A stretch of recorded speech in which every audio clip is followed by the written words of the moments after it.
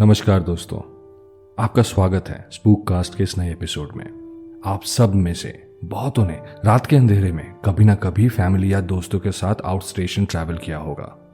चारों तरफ घुप अंधेरा, एक अजीब सा सन्नाटा, बस हेडफोन या स्पीकर से आ रही गाने की आवाज एक अलग ही माहौल बनाती है। पर क्या होता है जब आपके बगल में बैठा हुआ इंसान, जिसे आप अपना दोस्त या फैमिली समझ रहे थे, वो दरअसल कोई और है। आइए सुनते हैं एक ऐसी ही कहानी। मैं हूं अभी और आप सुन रहे हैं स्पूक कास्ट अभी और मंजिला के साथ।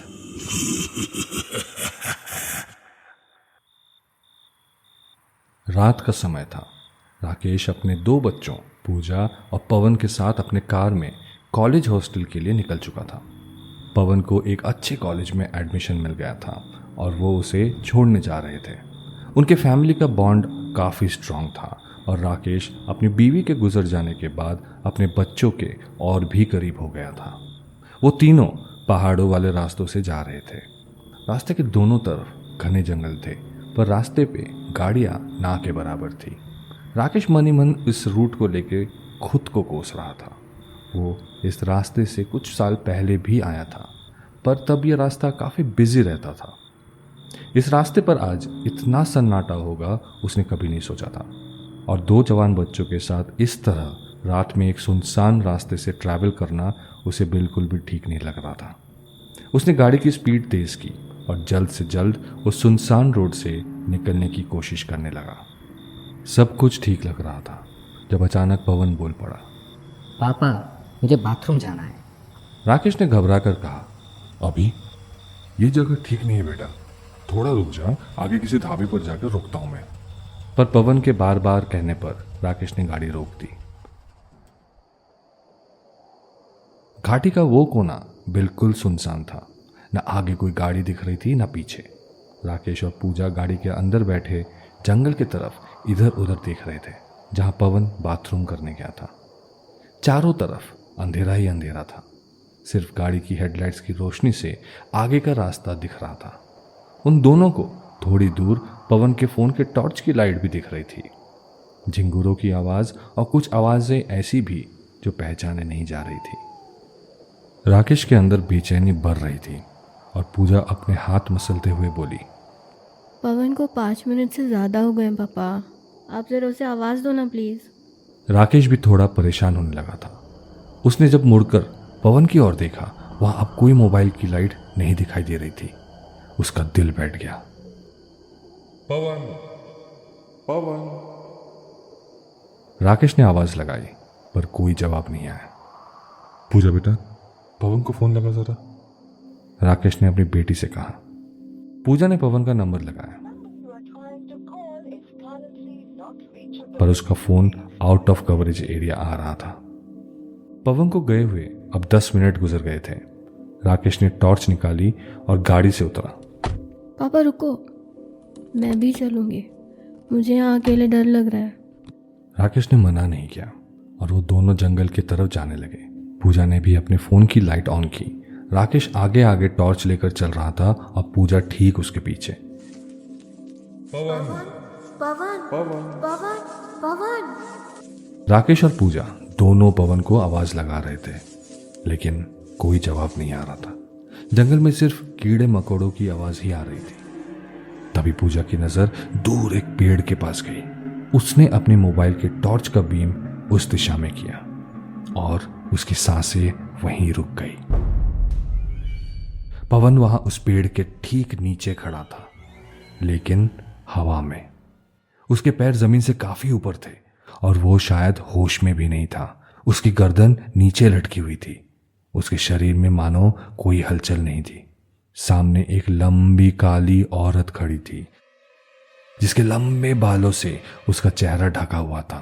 उसकी त्वचा किसी बूढ़ी औरत जैसी थी और वो अपने दोनों हाथों को पवन की तरफ बढ़ाकर कुछ अजीब से मंत्र जैसा कुछ बोल रही थी। पूजा की आवाज मानो गले में ही अटक गई। पापा पापा पापा वो कौन है? वो कौन है पापा? कौन पूजा? पवन दिखा क्या तुम्हें? कहाँ है वो? राकेश पूजा से थोड़ा आगे चल रहा था तो वो तेजी से उस उबड़ खाबड़ पगडंडी से पूजा की तरफ बढ़ने लगा। पूजा डर के मारे हिल भी नहीं पा रही थी। उसने इशारा करते हुए राकेश को उस पेड़ की तरफ देखने को कहा। उसी पल वो औरत अचानक रुक गई, जैसे उसने समझ लिया हो कि कोई उसे देख रहा था। उसने धीरे धीरे अपना सिर घुमाया और सीधा पूजा की तरफ देखा, और पूजा की जान मानो वहीं निकल गई। उस औरत के आंखों की पुतलियां सफेद थी। वो पूजा की तरफ देख मुस्कुराने लगी थी, एक बहुत ही विभत्स मुस्कान, बिना दांतों के, जिसे देख पूजा के हाथ पैर ठंडे पड़ गए थे। पूजा के गले से एक जोर से चित्कार निकली और अगले ही पल वो काली औरत मानो वहां से कहीं गायब हो गई और बेहोश पवन जमीन पर गिर गया। राकेश तब तक पूजा के पास पहुंच गया था। पूजा, पूजा क्या हुआ तुझे? क्या तुमने कुछ देखा? पूजा ने खुद को संभाला और पवन की ओर इशारा किया। राकेश और पूजा ने तुरंत पवन को उठाया।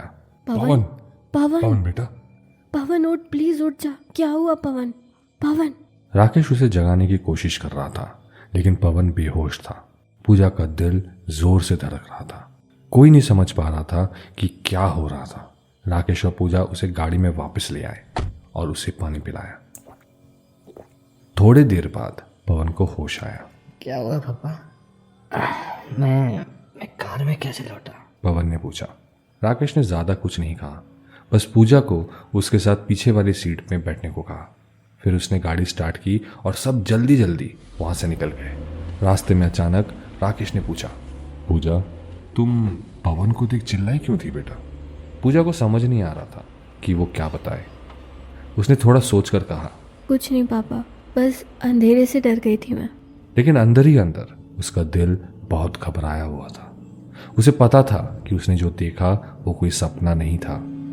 राकेश अब गाड़ी भगा रहा था। पवन पीछे वाली सीट पर सो रहा था।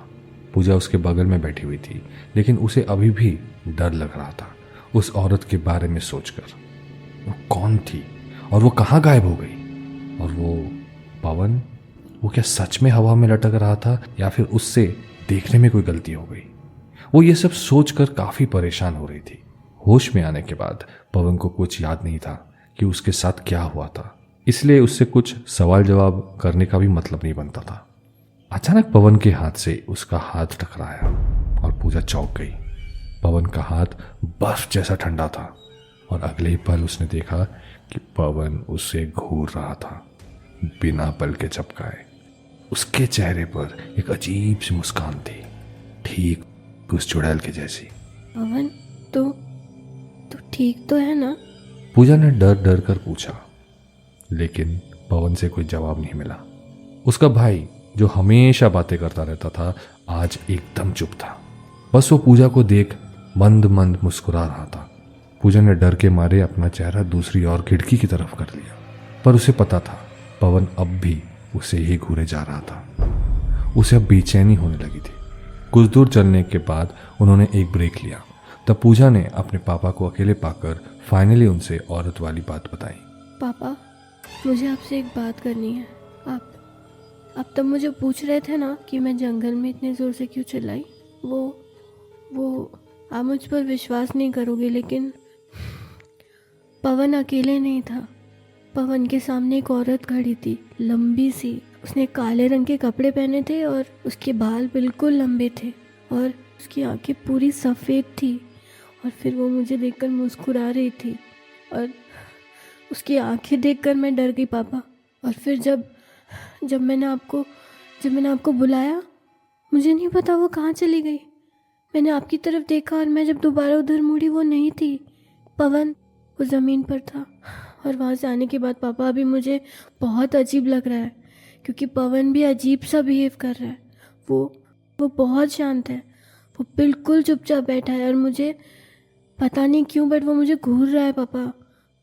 और वो औरत, उसकी आंखें, वो सब याद करके मुझे बहुत डर लग रहा है पापा। मुझे सच में डर लग रहा है। आप मुझे प्लीज़ अकेले पवन के साथ मत बैठने दो। पूजा बेटा, वहाँ काफी अंधेरा था। तुम्हारा डर ही तुम्हें ऐसा सोचने पे मजबूर कर रहा है। कोई काली औरत या चुड़ैल ऐसा कुछ भी नहीं था। सब तुम्हारे दिमाग का खेल है। यह सब कुछ नहीं होता है बेटा। रिलैक्स। पूजा ने इसके बाद और कुछ नहीं कहा, लेकिन अंदर ही अंदर उसे अब भी अपने ही भाई से डर लग रहा था। वो वापस गाड़ी के बैक सीट में बैठी। पवन अब भी चुप था, लेकिन अब भी उसके चेहरे पे वही मुस्कान थी। चेहरे की नसें जैसे कि बाहर निकली हुई थी और उसकी त्वचा अजीब फीकी सी लग रही थी। राकेश ने गाड़ी स्टार्ट की और एक हल्का सा म्यूजिक चालू कर दिया। 2 घंटे में हम हॉस्टल पहुंच जाएंगे, तुम दोनों अब थोड़ा रेस्ट कर लो। थोड़ी देर बाद जब लग रहा था कि सब कुछ नॉर्मल है, राकेश ने पीछे से एक हल्की सी आवाज़ सुनी, जैसे कोई कुछ फुसफुसाकर बोल रहा हो। उसने पीछे देखा तो पवन धीरे धीरे कुछ बोल रहा था। 4 5 6 7। पवन, क्या कर रहा है तू? राकेश ने पूछा, लेकिन पवन ने आंखें बंद कर ली और वो नंबर गिनता रहा। राकेश को लगा कि शायद वो डीप ब्रीदिंग कर रहा है, खुद को थोड़ा रिलैक्स करने के लिए, पर पवन चुप नहीं हुआ। वो नंबर्स गिनते ही जा रहा था और वो नंबर्स अब हजारों में जा रहे थे। राकेश को समझ नहीं आ रहा था कि ये हो क्या रहा था। उसे अजीब लग रहा था। अचानक पीछे की सीट से आ रही एक अजीब सी आवाज ने उसका ध्यान खींचा। जब राकेश ने पीछे मुड़कर देखा, जो नजारा उसे बैक सीट पर दिखा, वो देखकर वो दंग रह गया, अंदर तक हिल गया। पवन अपनी सीट पर सीधा बैठा हुआ था। उसकी आंखें बिल्कुल सफेद थी, उसके होठों पर दांतों पर खून लगा हुआ था और पूजा का सिर उसकी गोद में था, खून से लथपथ, बिना दांतों और आंखों के। उसके सिर से खून टपक रहा था।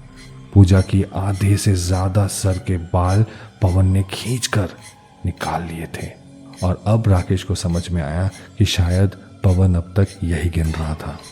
पवन के हाथों में पूजा के खून से लथपथ बालों का एक गुच्छा भी था और शायद पूजा की ही एक आंख को वो बड़े चाव से चबा रहा था। सीट में चारों तरफ खून, नाखून और वो त्वचा के टुकड़े, खून से लथपथ बालों के गुच्छे और शायद दांत के भी टुकड़े फैले हुए थे। पूजा की लाश पवन के गोद में थी। पवन अपनी बहन की आंखें अब भी बड़े चाव से खा रहा था। उसका मुंह खून से भर गया था। राकेश का दिमाग घूम गया ये सब देख के और उसके गले से एक चीख निकली। उसने एक जोर का ब्रेक मारा, लेकिन ये भयंकर दृश्य देख वो अपना संतुलन खो चुका था। गाड़ी डिवाइडर से टकरा गई और राकेश वहीं स्पॉट पे मर गया।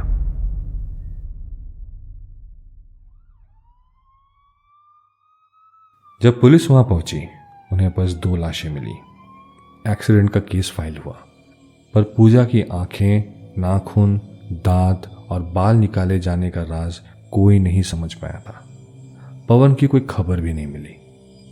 2 हफ्ते बाद पवन की लाश उसी जंगल के उस कोने में मिली जहां उस रात वो बाथरूम करने के लिए गया था। उसकी लाश उसी पेड़ से लटकी हुई थी और उसके भी बाल, दांत, आंखें और नाखून गायब थे, पर उसके चेहरे पर एक अजीब सी मुस्कान अब भी थी। अब उस रोड से रात के टाइम बहुत ही कम लोग गुजरते हैं। लोकल्स का कहना है कि कुछ साल पहले पास के ही गांव में बहुत सी मौतें हो रही थी। फिर एक दिन लोगों ने एक औरत को काला जादू करते हुए पकड़ लिया। उस औरत को काला जादू करने के दोष में लोगों ने बहुत मारा। उसके बाल, नाखून, दांत, आंखें एक एक कर उसके जिंदा रहते ही निकाल दी गईं।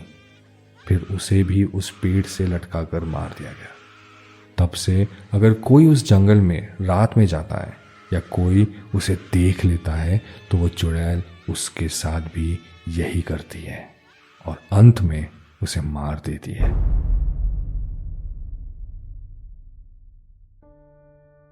तो ये थी हमारी आज की कहानी। कैसी लगी आपको हमें ज़रूर बताएं और हाँ, हमें प्लीज़ रेट कीजिए। आपके इस सपोर्ट के लिए धन्यवाद। आज के लिए यहीं तक। शुभ रात्रि।